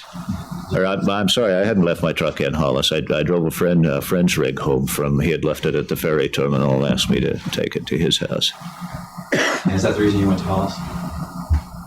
Well, that and the flying cost less, and since the Girl Scouts pays for that, they don't have a very big budget. Okay. Now, did Rachelle fly over too? She flew, and I believe that I flew on Promec and she flew on Pacific, or vice versa. Okay. You flew on different planes? Yes.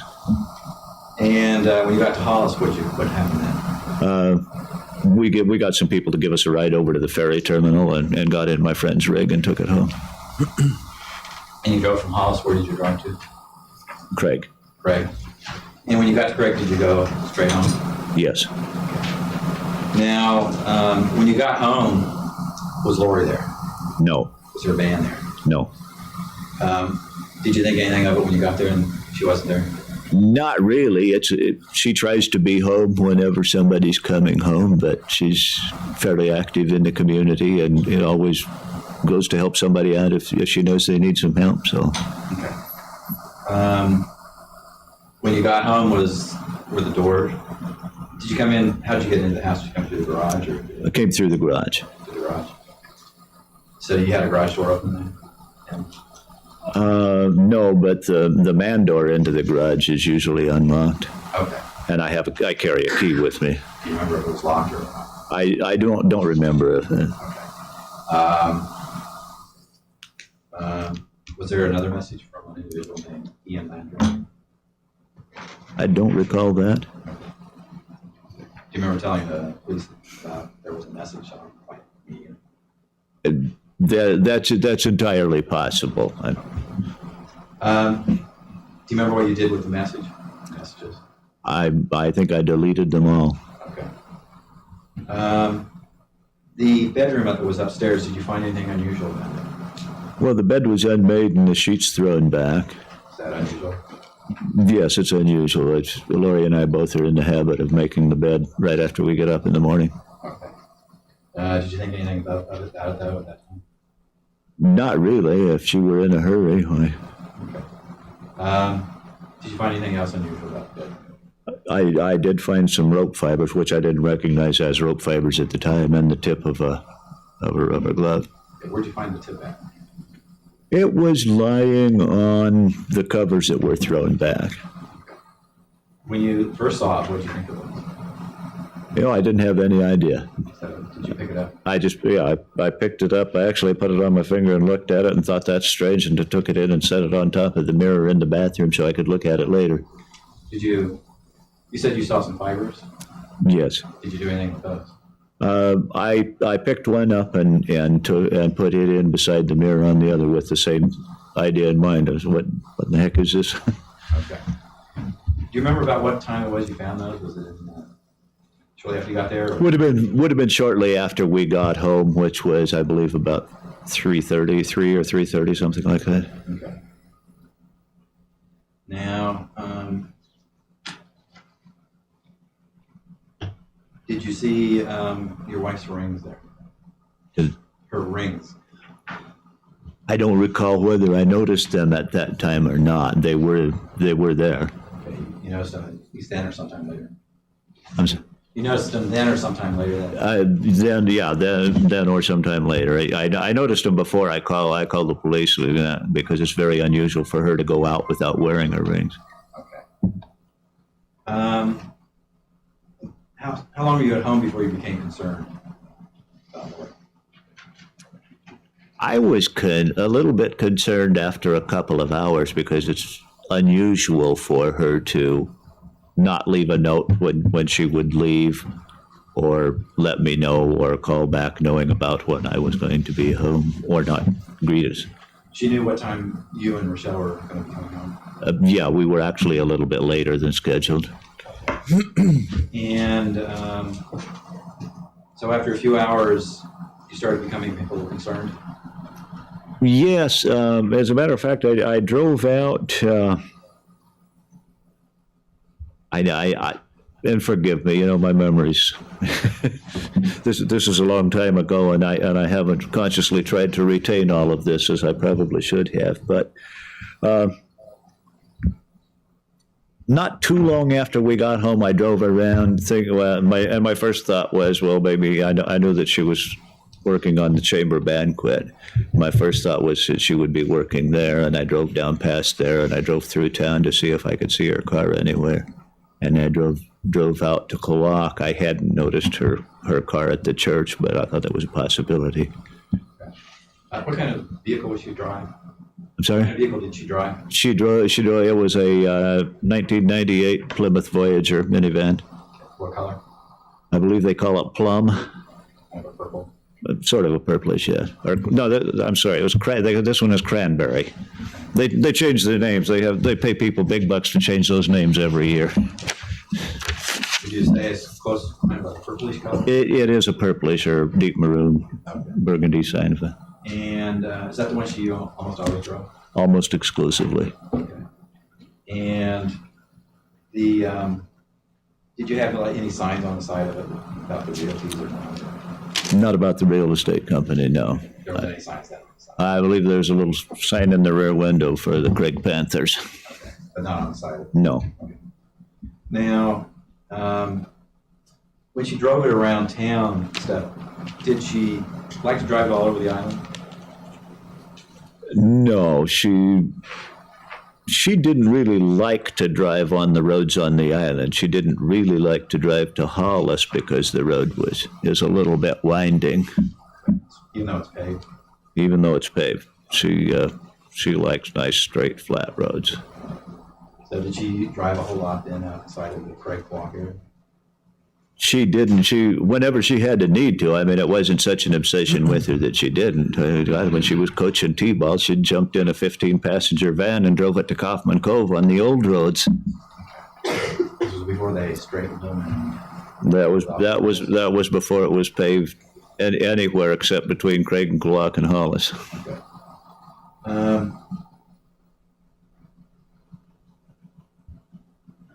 Now, after you drove around looking for her and stuff, you still didn't find her. Did you contact anybody? situation? Not until late that evening. I believe that I called the Pierces, but my memory's not clear on that. And who are the Pierces? Our next door neighbors. Lorraine is her best friend. How long did Was. Oh, practically since we've been there. We met them the year that Rachelle was born. We bought a crib from them, was how we met. Okay. And they lived right next door to you? At that time, they lived a few blocks away. Okay. But in 2004, they were living right next door? That's correct. Which side of the house were they? North. North side. You're looking at the front of the house. The front of the house faces west, so that would be on the left if you're in the street looking at our house. And did the Pierces come over a lot to your house either? A fair amount. Did they have any children? They have 2 children. And you have them around the same age as Rachelle? Their daughter is the same age as Jeffrey, and their son is 1 year older than Rachelle. What's his name? His name is Philip. And you checked with the Pierces, and did they have any of them? Had no idea. Okay. Did you remember checking with anybody else? I don't recall it, no. Okay. At some point, did you contact the police?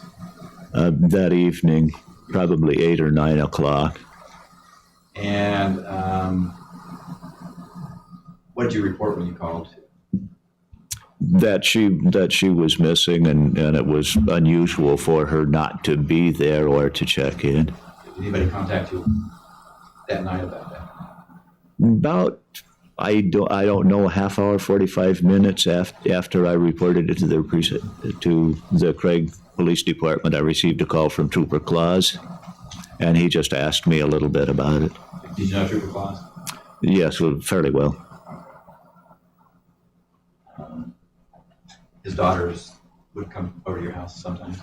Yes, both of the daughters were friends of Rachelle's, and our son Jeffrey dated his older daughter a little bit. Now, the next day, did Chief C contact you? I'm sorry? The next day? Yes, a Monday, and I don't recall the time of day. I think it was sometime in the afternoon. Chief C came to the house and told me that the van that was found burning up on the 3012 road had been identified as ours. Did he indicate that they suspect the body found? He told me that there was a body in it, but it hadn't been identified. Did he indicate a problem for them? I don't think he said that. I think I said, well, we probably have to expect that that's the case. Okay. Now, before Chief C had come over, had you heard about the van? I'm sorry? Before Chief C had come over that afternoon, had you heard anything about the van? I had heard, and I don't remember the specifics, but during the course of the day, I had heard that there was a van found up near Thorn Bay. But it wasn't until Chief C contacted you that you had any idea it was the van? That's correct. I wasn't aware of the fact that it was burned and all of that sort of thing either, or where it was. Okay. What did Chief C tell you that? Chief C told me that it had been burned and there was a body inside it, and it would probably be a while to identify because the body was burned beyond recognition.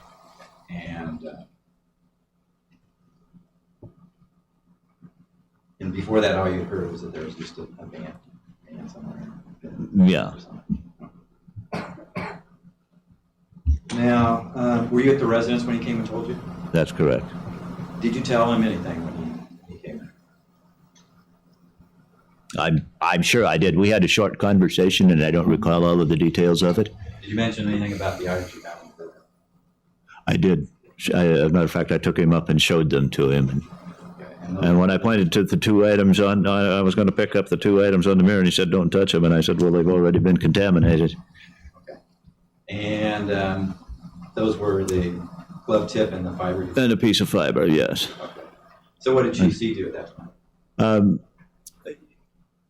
I don't recall whether this was just after that or just before that. He had told me that there was a possibility of foul play, and the troopers would like to inspect the house thoroughly. Did he ask anything about you and Michelle? Asked us to take enough belongings to live for a couple of days and go somewhere else. Okay. And did you do that? We did. Where'd y'all go to? Next door to the Pierces. All right. And then was it late the next day that the house was returned to you after the search was done? Or do you remember? I don't recall what time they were finished. Seemed interminably long. Okay. A day or two later, they returned the house to you. A day or two later, they let you back in? Yes. Okay. Now, a couple of things I'm going to ask you about. There were some scratches on the door between the garage and the house. Yes. That downstairs area where the family room was at. There were some scratches on the door. Do you know anything about those? I believe that I identified one or two scratches, which I believed had already been there, but the others appeared to be fresh, and I didn't recall having seen them before. Okay. And that was I believe, on the striker plate. Okay. You'd locked yourself out once before? I'm sorry? You said you had locked yourself out once before and tried to... No. You could lock yourself out. I have a key hanging by the back door that everybody in the family and some of my friends knew about. You didn't tell the police that the scratch marks occurred because a few years ago you locked yourself out and tried to find the truth? No. Okay. Now, there were some blood stains found in the garage? Yes. I think they were up near where there's some hooks on them. There are a couple of hooks in the ceiling for hanging deer. Okay. And do you know where the blood stains came from? No, they've never told me anything about it. I assume most of them came from the deer. Okay. That's what I was asking about. Did you hunt deer? I do. And where would you take them to hang them? At that spot in the garage. Okay. Did you put anything underneath them, or did they just drip onto the ground? I usually laid down a plastic sheet underneath, and sometimes I didn't have a plastic sheet hanging handy. I'd just go ahead and hang the deer and clean it up later. Okay. And the windows in the garage down there, did you have screens on those windows? There were screens on those windows originally, and the screens were laying beside them, but those lightweight fiberglass screens that commonly come with that type of window. And our cat found that he could rip them open and come in and out as he pleased, so they weren't much value. All of the screens on the lower level have been ripped. Okay, so they weren't up. That's correct. They were laying inside next to the windows because I'd used them to keep most of the insects out when I was hanging a deer. Okay. Now, your wife, where did she usually keep her purse at? There's a small pantry right next door to the kitchen, between the kitchen and the living room, and she usually kept it on the floor there. Okay. When you got back on that Sunday, was her purse there? No. Okay. Now,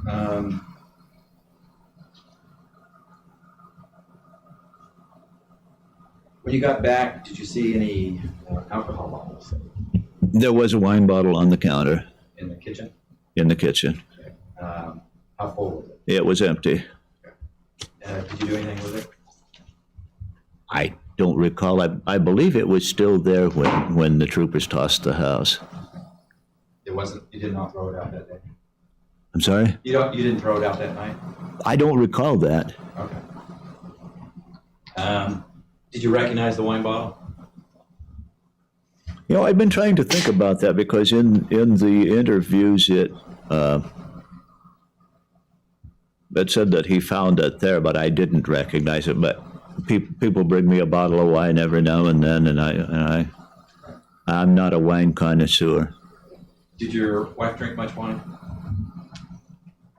I haven't seen her have a glass of wine for probably 10 years. Her average alcohol consumption is maybe 2 wine coolers a year.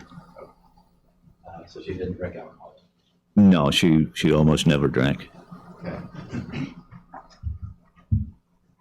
Now, when the police were searching the place, did you turn over to them some emails that Rachelle had? Yes, I did. Okay. Where'd you get those from?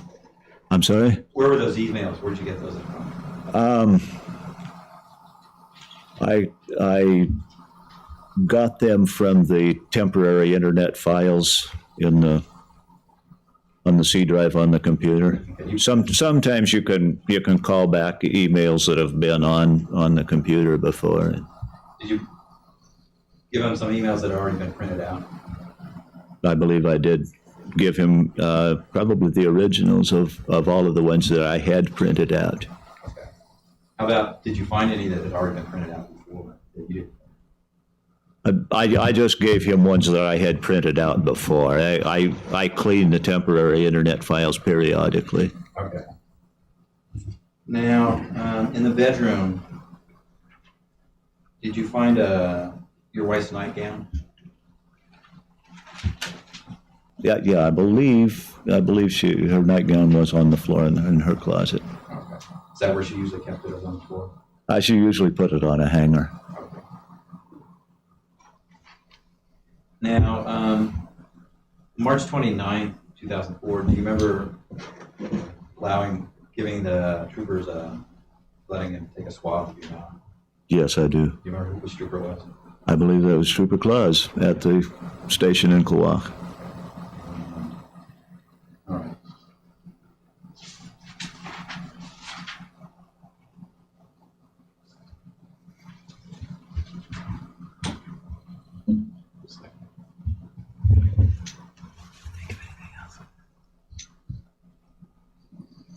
I don't have any other questions. Mr. Waterman. Ladies and gentlemen, do you need a break? Should we? Okay, that wraps up the father's testimony. I will say that it is interesting that he is wildly disconnected from the case and it sounds like his family. If I'm not mistaken, the crime had been a couple years ago from the time of this testimony, so of course he's had time to process everything and disassociate a little bit in order to give just direct factual testimony. However, I will say that it is interesting how neutral his testimony is. He's not really saying much one way or another, whether it's, I don't know, you would think he would either be angered for the loss of his wife, or if he, thinks his daughter's innocent, then he would show some kind of, based on his statements, he would lean one way or another, right? But he just sounds like he's really just straight down the middle of, I don't know, I wasn't overly involved with my family, and this is all I know type thing.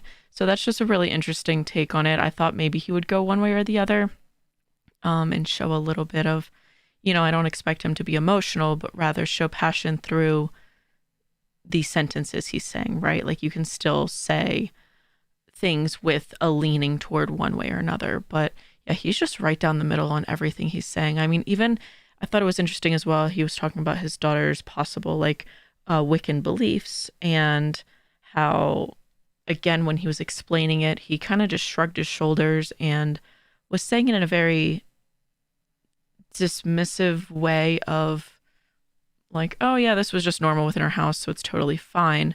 Which, okay, yes, it's fine, but maybe if you reflected on some instances of her, showing her beliefs, but rather he just minimized it and was like, oh, she burned some incense and things like that, which of course nothing is inherently wrong with that. So again, he's really just going down the middle on that one and making sure everything he's saying is just super neutral and not incriminating anybody or anything. He also said that he never saw his wife abuse his daughter. So, I mean, that is pointing out the fact that his daughter is at least in some way lying about some of the abuse from his perspective, of course, not to say nothing happened behind closed doors away from him. Who knows his involvement within the family? If he was just out working, came home, did his own thing all the time, and really didn't hang out with his family. So it'll be interesting to see further testimonies throughout this trial to see if maybe it sheds some light on his involvement or lack of involvement within his family. And then maybe that'll give us a better understanding of this very neutral testimony. All right, so we are going to stop here for today with the father's testimony, and we will resume again tomorrow around 1 p.m. EST with some further testimonies, and we'll be starting with more of the victims' friends' testimonies to shed some light on the family dynamics. So as always, love hearing your guys' thoughts and opinions on the trial, and I'll see you guys tomorrow. Have a fantastic rest of your day.